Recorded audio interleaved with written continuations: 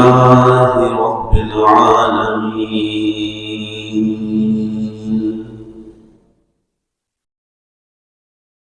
والعاقبة للمتقين،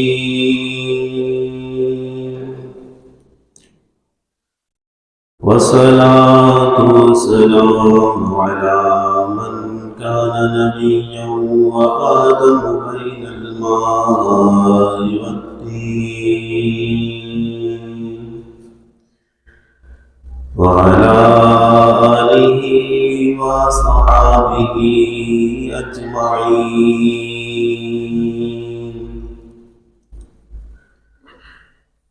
قال الله تبارك وتعالى في القرآن المجيد والفرقان الحميد: قل هو الله أحد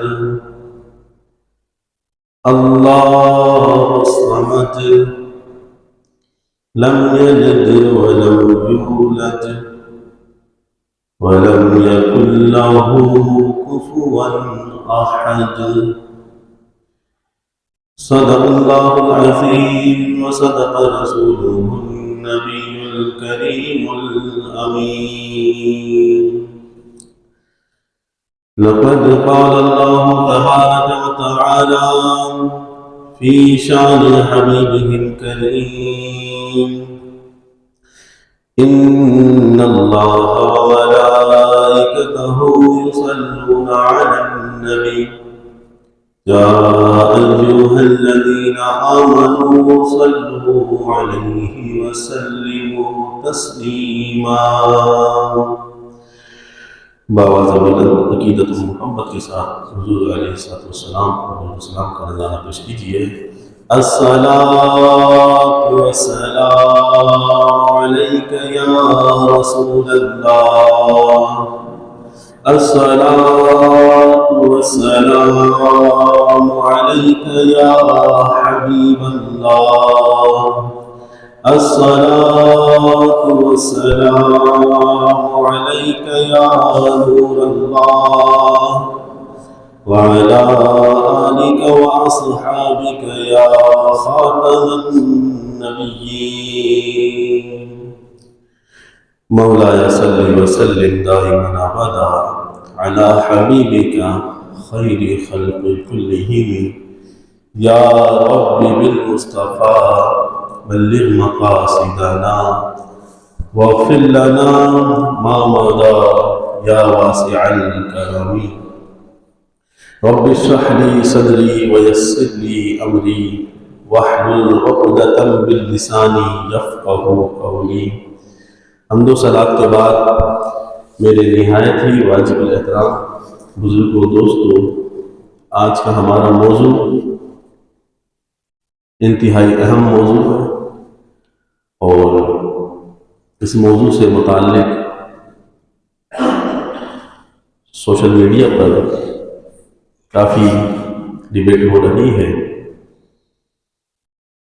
اور ہم کیونکہ اللہ تبارک و تعالی پر ایمان رکھتے ہیں، اس کی توحید پر ایمان رکھتے ہیں، اس کے وحدہ لا شریک ہونے پر ایمان رکھتے ہیں، تو اسی عقیدے سے وہ ریلیٹڈ آج ہمارا موضوع ہے.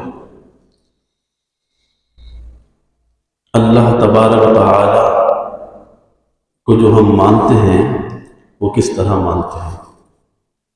اللہ تبارک و تعالی کا جو جامع تصور ہے یا جامع تعارف جو ہمیں قرآن مجید فرقان حمید کی روشنی میں معلوم ہوتا ہے، وہ ایک ایسا تعارف ہے کہ اگر اس کو صحیح سے سمجھ لیا جائے تو وہی اللہ تبارک و تعالی کا اصل جامع تعارف بنتا ہے، اور اس تعارف کی بنا پر ہم دوسرے معبودان باطلہ کا رد کرتے ہیں، اور اللہ تبارک و تعالی کو کے لیے ہم عقیدہ یہ رکھتے ہیں کہ اللہ تبارک و تعالی یہ ہمارا معبود ہے.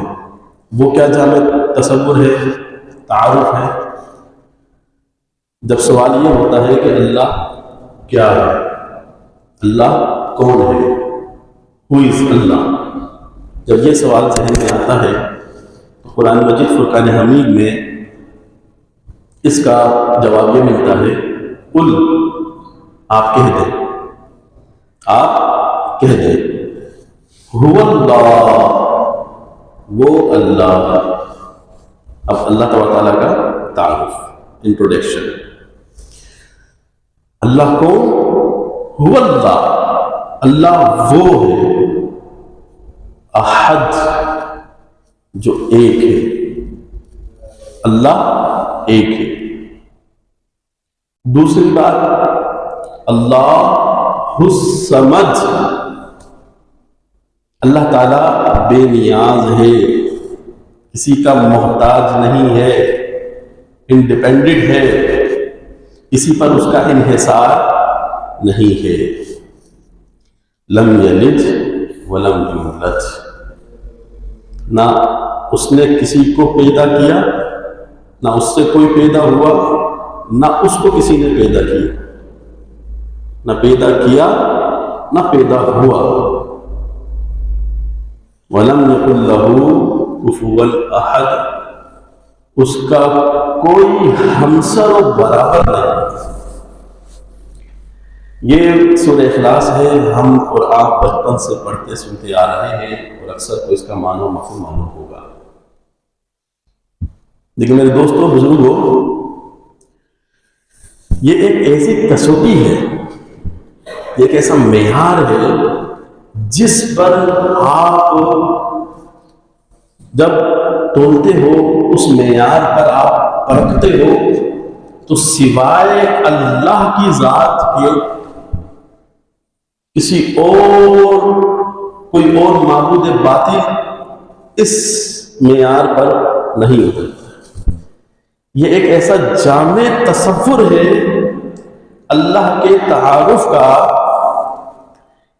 کہ جس طرح ہم اللہ کو اس تعارف کے ساتھ مانتے ہیں، کوئی بھی آپ کسی بھی مذہب کا خدا جس کو وہ اپنا خدا تصور کرتے ہیں، مانتے ہیں، آپ اس کو اٹھائیں، جو ان کے نظریات ہیں ان کو اٹھائیں ان کے لیے، اور پھر یہ جو معیار اللہ نے بیان فرمایا ہے کہ اللہ ایک ہے، بے نیاز ہے، نہ پیدا ہوا نہ پیدا کیا، اس کا کوئی ہمسر و برابر نہیں ہے، اس معیار پر آپ لے کر آئیں، کہیں نہ کہیں فیل ہو جائے۔ اور صرف اللہ تبارک و تعالیٰ کی ذات بابرکت ہے کہ وہی اسی معیار پر پوری اترتی ہے۔ آج سوشل میڈیا پر جو ایک طوفان اٹھا ہوا ہے، کیونکہ ظاہر سی بات ہے ہر ایک کا ہمارا تعلق ہے، تو ایک مناظرہ ہوا دہلی میں، اس کو عنوان تھا کیا خدا ہے؟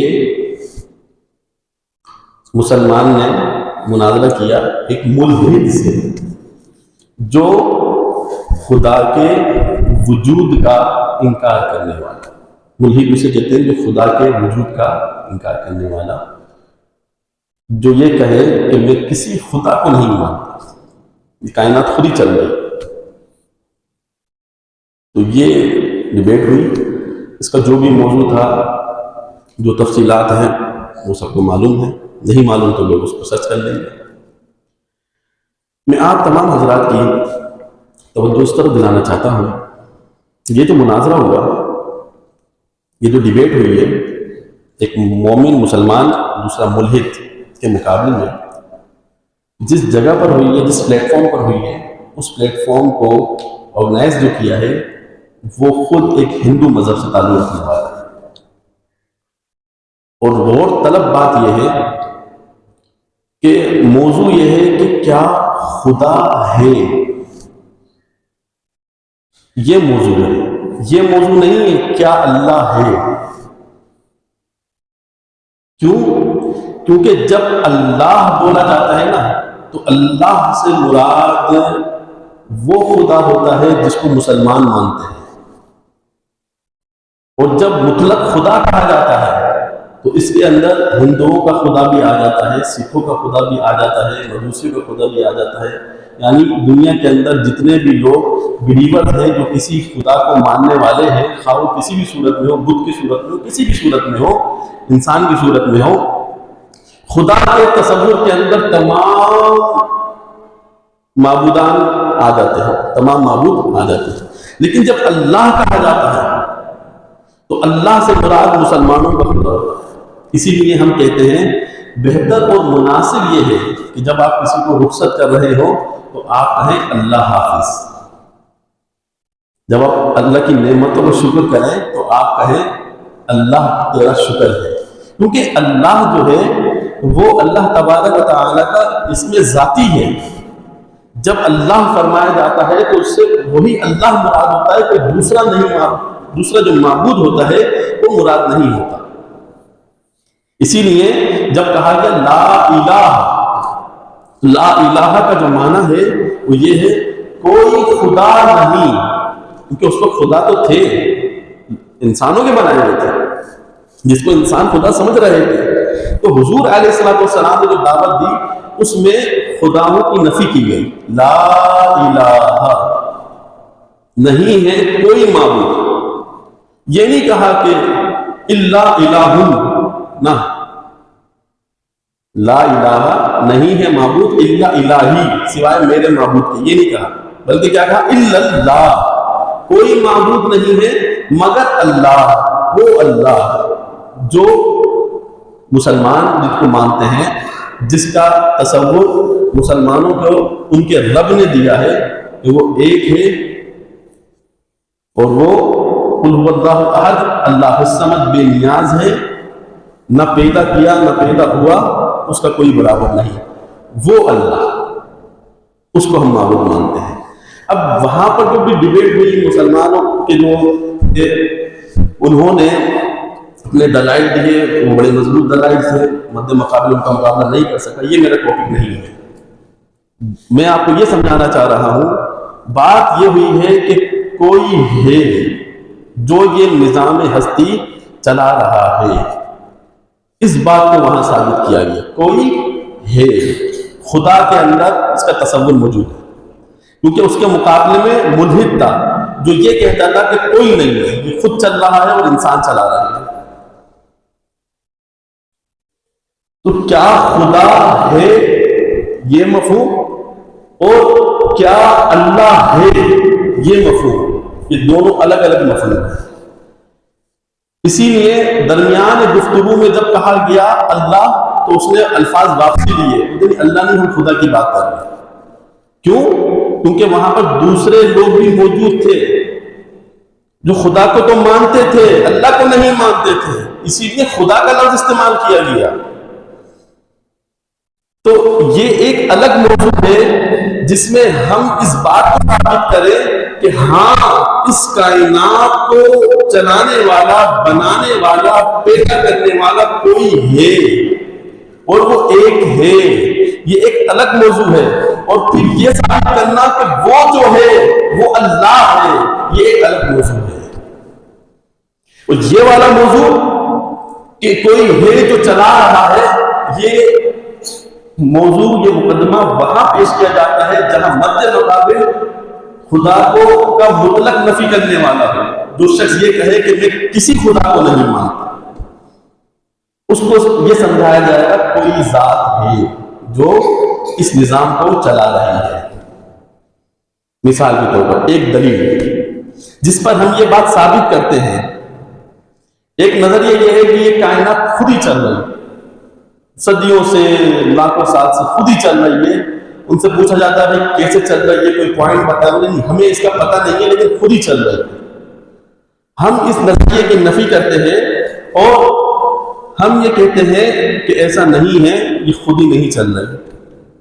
اس پر جبکہ مسلمان بات کرے تو ہم قرآن و حدیث سے بات کریں گے، لیکن کوئی ایک ایسا غیر مسلم، نان مسلم بات کرے جو قرآن و حدیث کو یا خدا کے وجود کو ہی نہیں مانتا، اس کے سامنے ہم وہ چیزیں نہیں پیش کر سکتے جو ہمارے لیے قابل اعتماد ہیں. تو ہم اس کے لیے ایسی کوئی دلیل پیش کریں گے جس کو وہ بھی قبول کرے گا.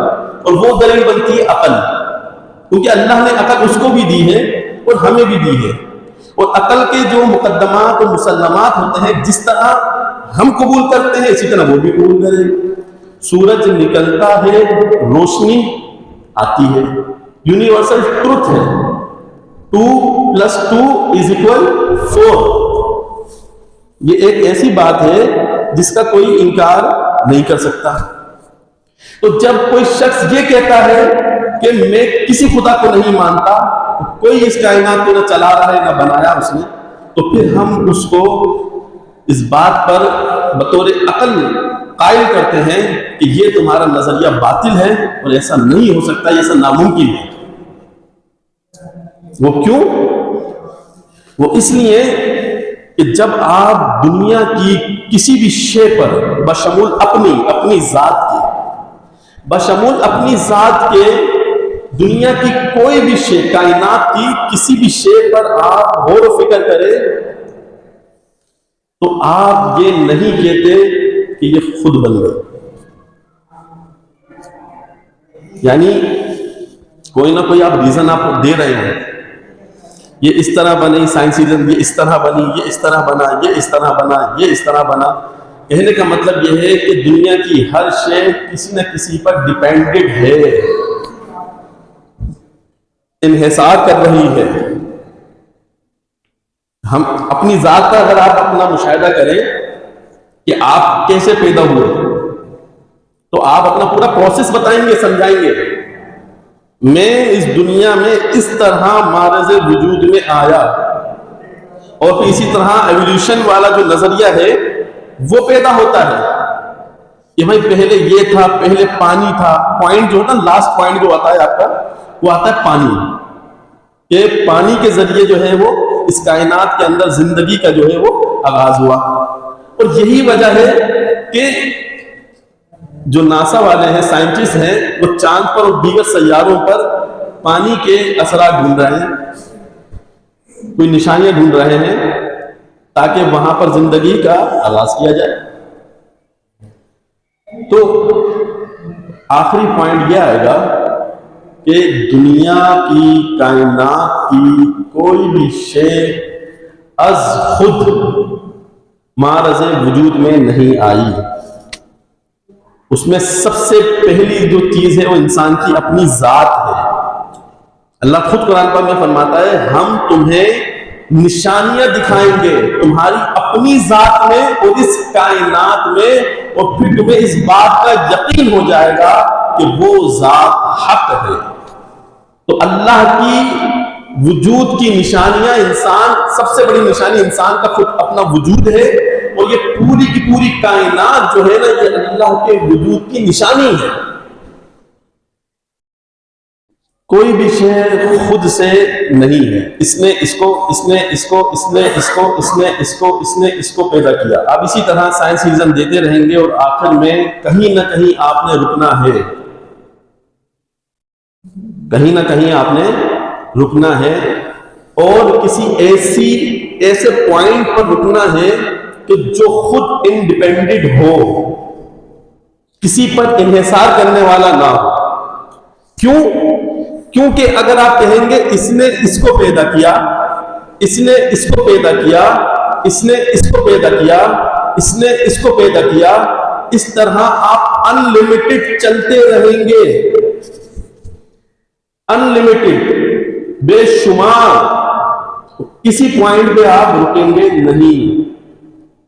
تو کوئی ایک تو ہوگا نا کہ جس کے ارادے سے ہم اور یہ کائنات وجود میں آئی، اور یہ سب سے بڑی دلیل یہ ہے کہ ہمارا وجود ہی ایک دلیل ہے اللہ کے وجود پر، کیونکہ ہم خود موجود ہیں، ہم موجود ہیں، یہ اس بات کی دلیل ہے کہ کوئی ایک ایسا کریٹر ہے جو خود انڈیپینڈنٹ ہے، جس کو بولتے ہیں واجب الوجود، جس کا ہونا ضروری ہے، جس کا ہونا ضروری ہے۔ دوسرا معنی یہ ہے کہ جو خود سے ہے، انڈیپینڈنٹ ہے، واجب الوجود کا یہ معنی ہے۔ تو جو واجب الوجود ذات ہوتی ہے وہ دوسروں کو وجود دیتی ہے، بات سمجھ آ رہی ہے آپ لوگوں کو؟ تھوڑی سی علم کلام کا مسئلہ ہے. یہاں یہ بات ثابت ہوتی ہے کہ ہاں کوئی ہے ذات جو اس کائنات کو پیدا کرنے والا ہے. کیوں؟ کیونکہ جو شخص اس بات کو نہیں مانے گا گویا کہ وہ اپنی غلط فہمی اور جہالت پر اعتماد کر رہا ہے. بھئی میں دنیا میں آیا ہوں تو کم سے کم بندہ یہ سوال تو کر سکتا ہے میں کس طرح آیا ہوں، میری حقیقت کیا ہے. آپ سائنس کا مطالعہ کریں گے تو آپ کو سائنس بتائے گی اے سے پیدا ہوئے، اے سے پیدا ہوئے، اے سے پیدا ہوئے، اے سے پیدا ہوئے، اے سے پیدا ہوئے، اے سے پیدا ہوئے. کوئی ایک پوائنٹ تو آئے گا سر آخر میں آ کے آپ پانی بنیں گے نا. پانی جسے ہم بولتے ہیں اللہ تعالیٰ خود کہتا ہے کہ ہم نے تم کو نطفے سے پیدا کیا. اللہ تعالیٰ فرماتا ہے نا وہ پانی آئیں گے. اس پانی کی بھی حقیقت ہے. وہ پانی کس طرح بنا، انسان نے غذا کھائی ہے، وہ غذا کا پورا پروسیس ہے، وہ پانی بنتا ہے. پھر پانی جو ہے وہ پورا پروسیس ہے، وہ کس طرح پیدا ہوتا ہے. ماشاءاللہ سب سمجھدار ہیں. تو وہ جو پانی ہے وہ کہاں سے آیا؟ فصلوں سے آیا. ہم نے جو ہے وہ فصلیں کہاں سے آئیں؟ وہ مٹی سے آئیں. تو پھر اللہ تعالیٰ یہ فرماتا ہے ہم نے تم کو مٹی سے پیدا کیا. پورا ایولیوشن، پورا سرکل آپ ان سے سمجھاتے ہیں. آپ تو میں آپ سے عرض کر رہا ہوں کوئی ایک پوائنٹ تو آئے گا میٹریل کا کہ بھائی یہ کس نے پیدا کیا. آخر میں آ کے آپ رکتے ہیں مٹی پر، مثال کے طور پر، یا پانی پہ رکتے ہیں جس کے ذریعے ہم جو ہے مادہ جو ہے وہ ثابت کرتے ہیں.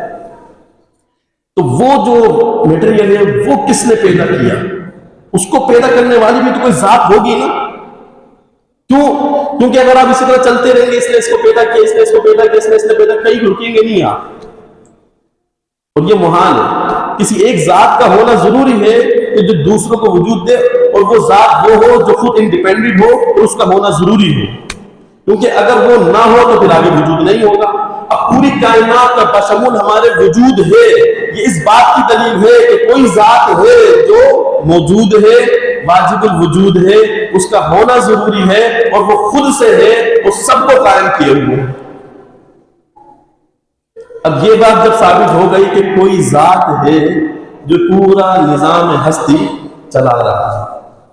اچھا سائنس یہ کہتی ہے، سائنس یہاں تک تو مان گئی، یہ پہلے صدیوں کا یہ نظریہ تھا کہ یہ خود بخود چل رہا ہے. اب یہ نہیں ہے. سائنس نے بھی اس بات کو پروف کر لیا ہے کہ کائنات پہلے نہیں تھی. ایک بگ بینگ تھیوری ہوئی، ایک بلاسٹ ہوا، اور جیسے بلاسٹ ہوا اور پھر یہ کائنات جو ہے یہ وجود میں آ گئی. اس کو سب مانتے ہیں، سب تھیوری پریکٹیکل سب موجود ہے اس کے اندر نا. تو اب کہنے کا مطلب یہ ہے کہ وہ نظریہ تو فرسودہ ہو گیا، ریجیکٹ ہو گیا، یہ خود ہی چل رہا ہے. اب اس پوائنٹ پہ سائنس آ گئی ہے، اس نے پروف کر دیا ہے کہ یہ جو کائنات ہے یہ بگ بینگ تھیوری کا نتیجہ ہے. بگ بینگ تھیوری کا مطلب یہ ہے کہ ایک دھماکہ ہوا، اور جب دھماکہ ہوا تو کائنات پیدا ہو گئی. اچھا جی، ہم اسی سے اللہ تبارک تعالیٰ کے وجود کو ثابت کرتے ہیں، خدا کے وجود کو ثابت کرتے ہیں. کس طرح؟ حضرت صاحب دنیا میں آپ نے کتنے دھماکے دیکھے ہوں گے؟ آپ خود کر لیں ایکسپیریمنٹ. کوئی دھماکہ ہو اور دھماکہ ہونے کے بعد آپ بتائیں چیز بکھرتی ہے یا جڑتی ہے منظم طریقے سے؟ بھائی دھماکہ اگر اللہ نہ کرے کسی جگہ پر ہو، یہاں پر ہو جائے، تو یہ جو منظم شے ہے وہ کیا ہو جاتی ہے؟ بکھر جاتی ہے. اس کے اندر ڈسپلن نہیں ہوتا. تو اگر ہم آپ کی یہ بات مان لیتے ہیں کہ یہ کائنات بگ بینگ تھیوری کا نتیجہ ہے، ایک بڑے بلاسٹ اور دھماکے کا نتیجہ ہے، تو ہم آپ سے سوال کرتے ہیں اس دھماکے کے بعد ایسی کائنات اللہ اکبر جو اتنی منظم ہے، یہ سورج، یہ چاند، یہ ستارے، آپ اس کی فزکس پڑھیں، آپ اس پر اپنی میتھمیٹکس دیکھیں کہ ہر چیز بالکل بیلنس ہے. ذرا سی اس کے اندر کچھ آگے پیچھے ہو جائے تو یہ نظام دھرم بھرم ہو جائے. تو دھماکے کے نتیجے میں اتنا بیلنس، اتنا منظم ڈسپلن نظام بن سکتا ہے؟ یقیناً نہیں بن سکتا. تو کوئی ذات تو ہے جو اتنا منظم نظام چلا رہی ہے. آپ کی آپ مان رہے ہیں نا کہ بھئی زمین اور سورج کا فاصلہ اتنا ہے، سورج جو ہے وہ اس طرح حرکت کر رہا ہے، ایسے حرکت کر رہا ہے، وہ چاند کی جو ہے وہ کشش سے جو ہے وہ لہریں بن رہی ہیں، اور دیگر جو سائنسی چیزیں اب آپ حساب و کتاب سے، ریاضی سے، پریکٹیکل کر کے، فزکس کے ذریعے آپ یہ چیزیں ایکسپلور کر رہے ہیں. تو کتنی چیزیں ایسی ہیں جو ابھی تک آپ کو ایکسپلور ہوئی نہیں ہے، جو آپ کو پتہ ہی نہیں ہے. ذرا سوچیں، یہ اتنا منظم نظام، یہ پوری کائنات، اس میں پھر آپ کا اپنا وجود، کہ آج انسان نے کتنی ترقی کر لی ہے. آپ ایک دھماکے سے پیدا ہو گئے، یہ پوری کائنات ایک دھماکے سے پیدا ہو گئے.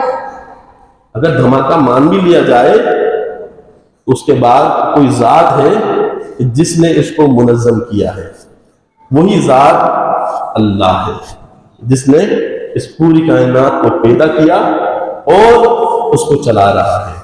یہ وہ دلائل ہیں جس سے یہ بات ثابت کی جاتی ہے کہ کوئی ذات ہے جو اس سسٹم کو چلا رہی ہے، وہ خدا ہے. اب جو عیسائی ہیں ان کا خدا اور ہے، اسی طرح جو ہندو ہیں ان کا خدا اور ہے. اب یہاں تک تو یہ لوگ سب مانتے ہیں، جو خدا جن کے مذہب میں خدا کا تصور ہے وہ سب مانتے ہیں یہ چیزیں. لیکن اب آپ یہ ثابت کرو کہ وہ خدا جس کو ہم نے ثابت کیا ہے وہ اللہ ہے، اس کو کیسے ثابت کریں گے؟ اس کے لیے اللہ نے قرآن، اسی لیے ہم نے کہا خدا کے وجود کو آپ عقل سے پہچانو گے. عقل سے بھی کس طرح پہچانو گے؟ کہ آپ وہ جو نشانیاں ہیں ان کو پرکھو گے، دیکھو گے، پھر آپ بولو گے ہاں یہ کوئی خدا ہے. لیکن اللہ کون؟ اللہ جو ہمارا خدا ہے، جس کو ہم اللہ کہتے ہیں. ہمارے خدا کا نام، خدا فارسی کا لفظ ہے، عربی میں معبود، اور جس کو ہم خدا مانتے ہیں اس کا جو نام ہے، اسپیشل نام جو ہے وہ اللہ ہے.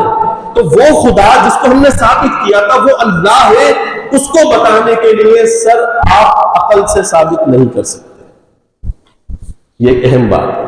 اللہ کو دیکھیں، خدا کو ثابت کر دیا ہم نے، کوئی ذات ہے وہ چلا رہی ہے، اس سے بھی ہمیں اس بات کا یقین ہوتا ہے کہ کوئی ذات ہے چلا رہی ہے. اسپیشل ہمیں اس کا پورا تعارف نہیں پتہ چلتا.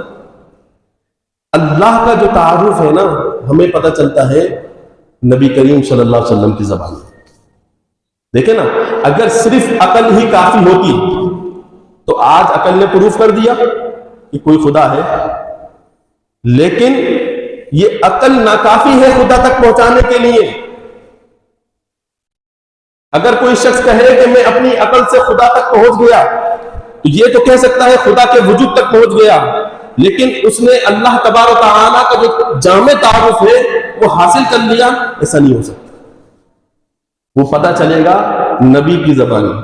اسی لیے تو اللہ نے سلسلہ چلایا ہے کہ انبیاء کو بھیجا، ان میں سے بعض کو مشاہدہ کرایا، انہوں نے اللہ کو دیکھا اور دیکھ کر یہ کہا کہ اللہ ہے. معبود جو تم نے ان کو سمجھ رکھا ہے نا، یہ معبود نہیں ہے، اللہ وہ ہے. معبود وہ اللہ ہے، وہ بے نیاز ہے. جن کو تم نے بنایا ہے، ان کو تم نے خود تم نے کریٹ کیا ہے، تم نے خود ان کو پیدا کیا ہے.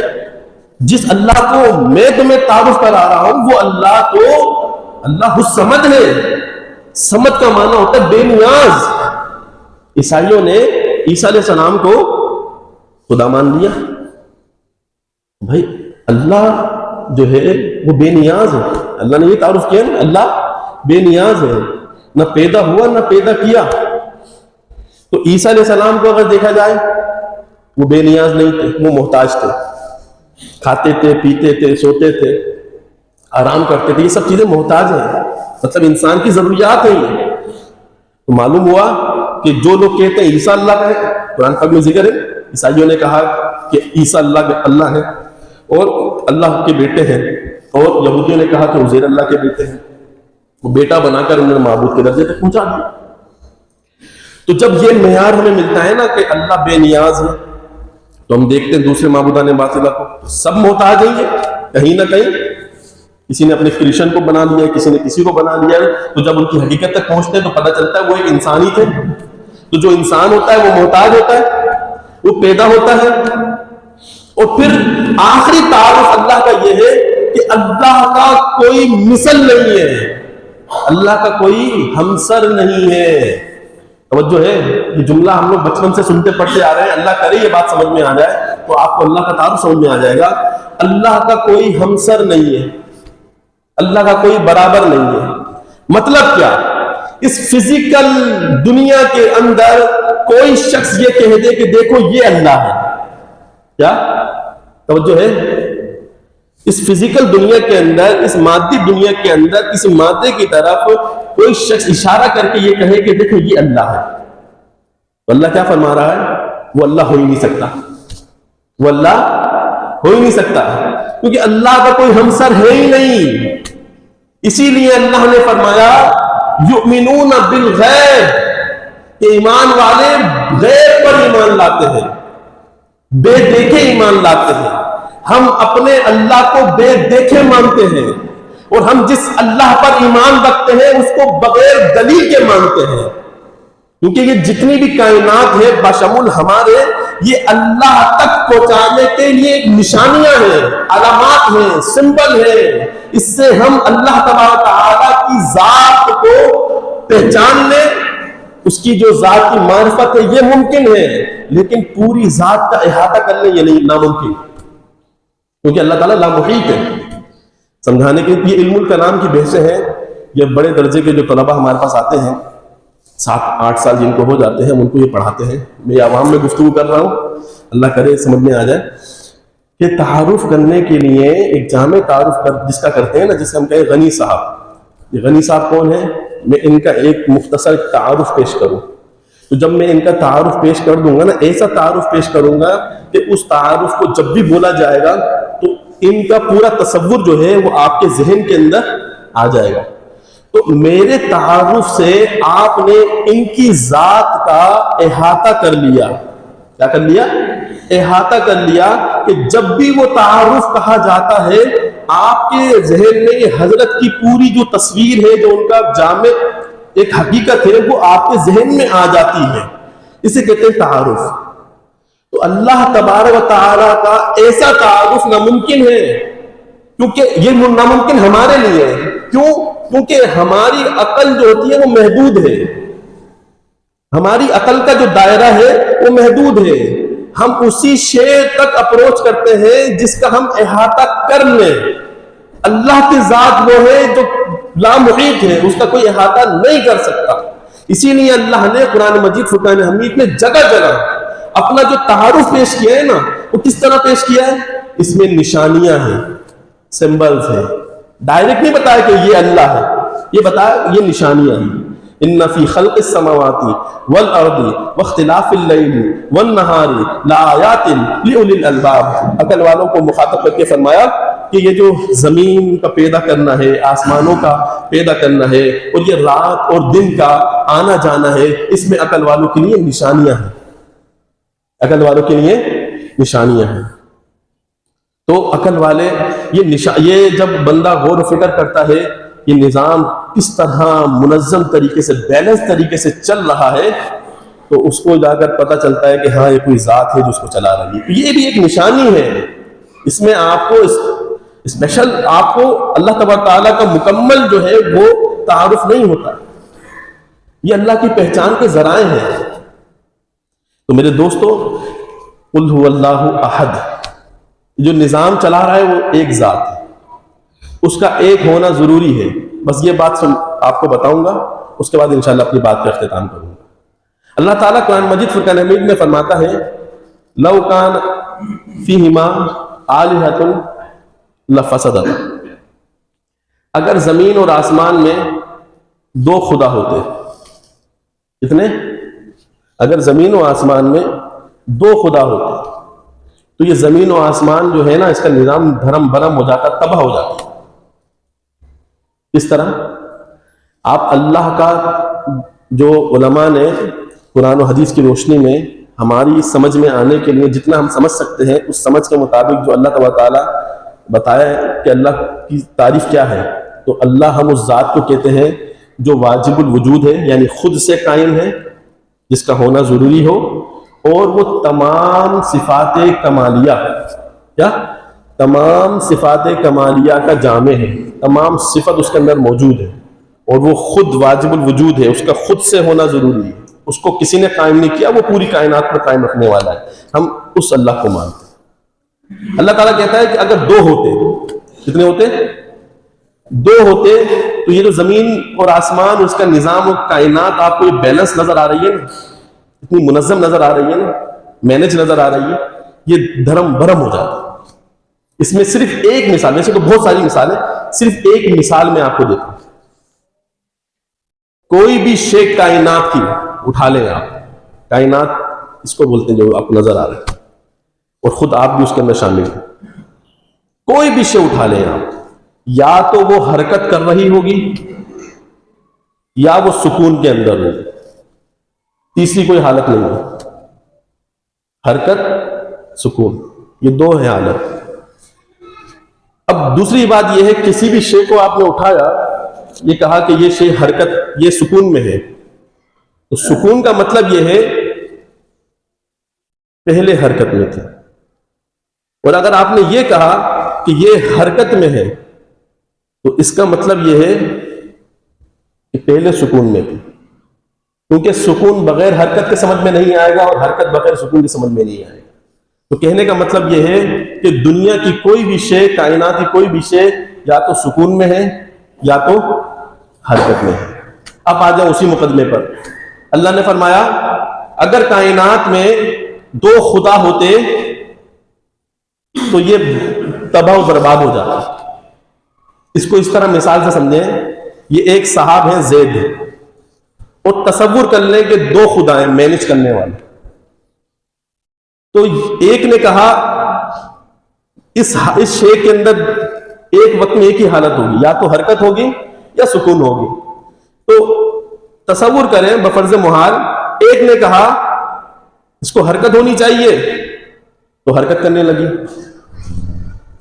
دوسرے نے کہا نہیں سکون ہونا چاہیے تو سکون ہو گیا۔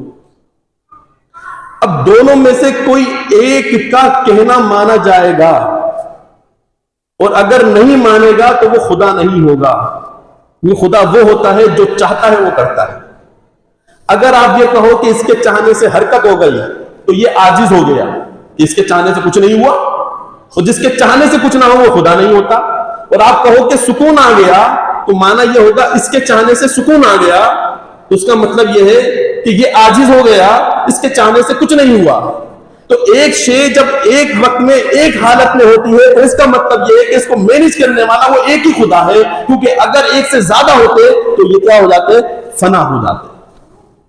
یہ اللہ تعالیٰ نے قرآن میں فرمایا لَوْ كَانَ فِيهِمَا آلِهَةٌ لَفَسَدَتَا، اگر زمین و آسمان کے اندر دو خدا ہوتے، دو مینیجر ہوتے، دو چلانے والے ہوتے، تو یہ زمین و آسمان تباہ و برباد ہو جاتے۔